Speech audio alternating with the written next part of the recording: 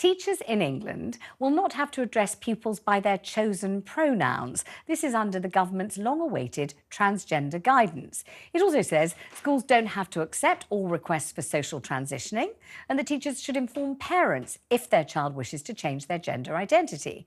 The Department for Education says the guidelines, which are not compulsory, will assist teachers to act in the best interests of pupils. They'll now be subject to a 12-week public consultation before they're finalised. Well, joining me in the studio now is Shivani Dave, a presenter on Virgin Radio, good to see you, Hello. and trans advocate. And down the line, I'm joined by Sian Griffiths, education editor at the Sunday Times. So why don't I start with Shivani, because you're here, it's good to see you. Do you think that the guidelines, which I know you have read carefully, will help pupils who are struggling with gender identity, considering transitioning, trying to work out who they are, as all kids always are anyway? Will this help them? Absolutely not. No, I don't think so. I think what's happening here is things like suggesting that if you come out at school, the teachers will have to inform your parents. Things like if you come out of school, you won't necessarily be referred to by the name and the pronouns that you ask to be referred to by.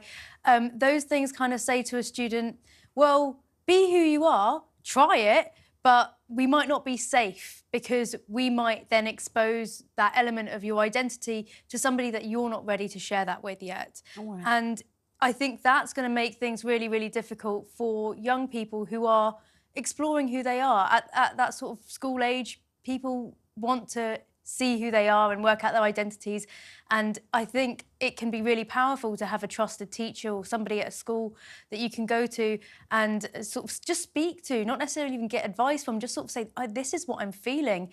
But these kind of insinuations from the guidelines is kind of makes me feel like if I was a student today, I wouldn't want to be talking to my teacher about any of this. Well, one of the things that is kind of slightly surprising to me, at any rate, is that this is very much being billed as parent-focused, whereas you would imagine that what this is really about is the child and the child at school and the child's relationship with other children, other pupils, the teachers, and the child's identity at school. So to make it parent-focused, while I absolutely understand why a great swell of opinion would think, listen, you don't want a child transitioning at school or changing pronouns without the parents being informed. I get that people would definitely consider that that is important. I'm still surprised that it's being billed as parent-focused rather than child-focused. Yeah, I 100% think that this kind of guidance needs to be child-focused. I think when you're talking about anything in a school setting, it needs to be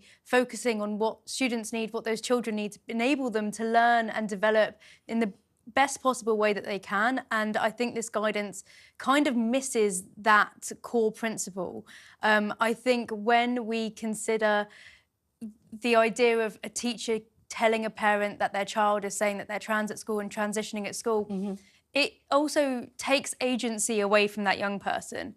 It means that they're forced to do something before they're ready. And when we see these kinds of things happening when it comes to gay, lesbian or bisexual people, we know that it's wrong and we talk about the fact that it's wrong and that shouldn't be happening and people should be allowed to come out when they're ready. Now, if that is not something that is also applied to young people just because they're at school and just because the person that they trusted to tell was their teacher. There's a sort of interesting thing there that in my head where it doesn't quite compute. But I suppose people at home watching and listening to us talking about it now might think, well, if a young person tells their teacher, I'm transitioning or I want to transition or I'm considering gender fluidity in some way and I think I'd like to have my name changed from Paul to Pauline or whatever it is and I think I'd like to be called they, them instead of she or he, and is telling the teacher this, I suppose people listening might think, well, that means that that young person is coming out. That person has decided to say to the teacher, I want a kind of different identity at school. I'd like to be treated differently. I'd like to have, be a different person to some extent. And so therefore the person has already made the decision to come out. Would you say that's not right? Yeah, no, they've come out, but they've come out to that teacher. They've perhaps not yet come out to their parents. Right. So what you're doing in saying to a teacher, oh, well, now you can go and tell their parents, you're stripping them of that opportunity. And for me, when I came out to my parents, it was a really nerve-wracking, emotional, tense moment, but it was a really beautiful moment as well, because I was ready. I was emotionally ready. I was mentally prepared. I was able to express to them how I feel and who I am in my own words. And I think there was something so powerful about me being able to have that moment. And I think, you know, luckily for me, it went well. My parents were very accepting. For lots of children, that won't be the case. And it's up to the child to know how things will go in their family. I think these are the kinds of scenarios that really do need to be led by the young person. Absolutely. Tell me a little bit about what it takes, what might be going on inside a child's mind, inside a child's heart. You know, what is happening to this person, this young person, to prompt them to find a teacher and say, do you know, I'm thinking of transitioning, I'm thinking of, you know, changing gender, I'm thinking of identifying differently, I'm telling you, I'd like you to change the way you talk to me, or something like that. What's going on inside that child at that point? Yeah, so I can talk about my experience. I'm sure there'll be lots of different experiences for other people, but it's incredibly nerve-wracking. It's a moment of real vulnerability, and it's a moment of power as well. It's a moment of feeling confident within yourself to say something out loud that you've probably been keeping quiet for quite a while. There's possibly a level of fear. There's possibly a level of worry that maybe that person won't accept you, or you will never be accepted, you will never be loved, you will never have community or family. And there is some sort of genuine concern in that. We do see some of these experiences happen where people get rejected by their families, and that's really devastating.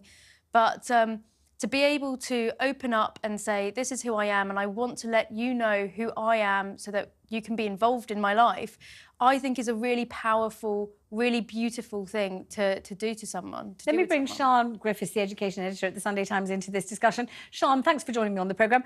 What do you think is the purpose of these guidelines? What is the government trying to say and trying to do?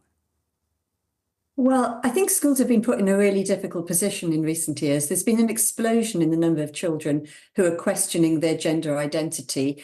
There are about 8,000 children now coming forward to the England's only gender identity clinic for children at the Tavistock in London. And that compares with, you know, maybe a few dozen 10 years ago. And schools have ended up having to decide, when children come forward saying, I want to be known by a different name, different pronouns, girls saying, biological girls saying, I want to wear a boy's uniform, I want to use, boys' toilets or play sports with boys. And schools have been put in this really difficult position of trying to work out what to do. I mean, should they allow children to do this or not? Sometimes the children say, I don't want you to tell my parents about this. And so this guidance is really helpful. It's very long delayed.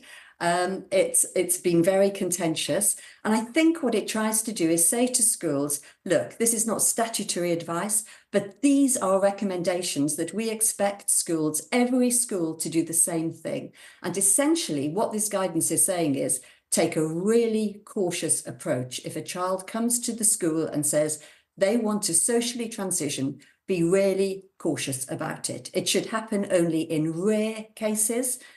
In primary schools, the guidance seems to suggest it shouldn't happen very often at all. The guidance also makes it very clear that single-sex spaces have to be protected. So girls' toilets have to be protected, girls' changing rooms, when people go away on residential trips, girls' dormitories, girls' rooms, that all has to be protected. And I think the guidance goes a long way towards addressing what I've been hearing for a long time now from parents who will ring me up and say, my child's transitioning, the school didn't tell me, I'm really worried. And the reason that many parents get worried is that when children socially transition, it's possible that they then are more likely to follow that through and medically transition as well. Now, that would mean taking puberty-blocking drugs, possibly cross-sex hormones, and then when they're adults, maybe go on to have surgery to change their bodies. So, for instance, mastectomies and so on. And I think when parents call me and want to tell me their stories, usually they do it anonymously, that is the big concern that they have, that are their children really understanding at the age of 13 or 14, when they say they want to socially transition at school, do they understand where this might lead? Do you accept that caution is a good idea? You know, take it slowly. You know, don't say, okay, great, right, we'll call you this, we'll call you that, you can wear this. You know, right, from now on, you're a different person and we'll treat you as such. You know, I mean, there are teachers, I'm sure, who would do that. They would be so keen that this young person was heard and seen and listened to and didn't feel in any way shunned or bad. And they'd realise that they'd really taken a huge step in even approaching them. And so they'd get the whole thing sort of done and dusted by lunchtime. Like, right, class, now we're going to call, you know, Paul, Paulina, we're going to, you know, that kind of thing. Do you think that it is probably wise that caution and slowness and, you know, considered approaches are better than kind of plunging in? Or do you think by the time the child has approached the teacher, the child knows exactly what he or she wants to do and how he or she feels? Yeah, I think when the child approaches the teacher, they probably do know how they feel, they probably do know what they want, and they probably are going, you know, it's hard to talk about this in general terms because it's a situation where child in Northampton might have a very different experience to a child in Manchester who might have a very different experience to a child in Yorkshire. They might all be trans kids at school, but they might all want different things or say different things. And I think this is the kind of situation where we have to let it be led by the child in terms of what they need and what they want. And there needs to be that support there. Teachers need to be able to listen and hear those children. But I think, you know, I agree in the sense that child comes out at lunchtime throwing a gender reveal party for that child Exactly. at the end of the school day is probably a little bit extreme. Yes.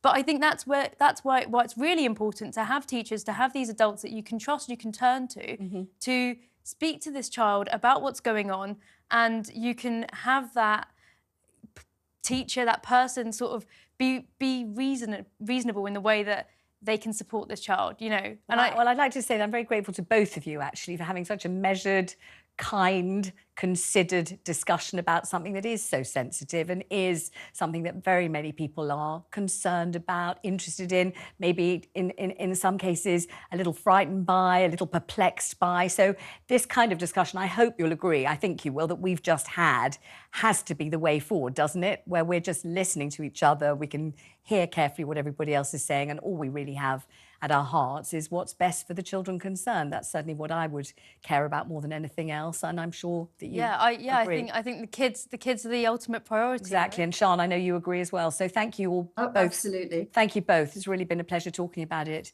particularly in this way. Thank you very much indeed.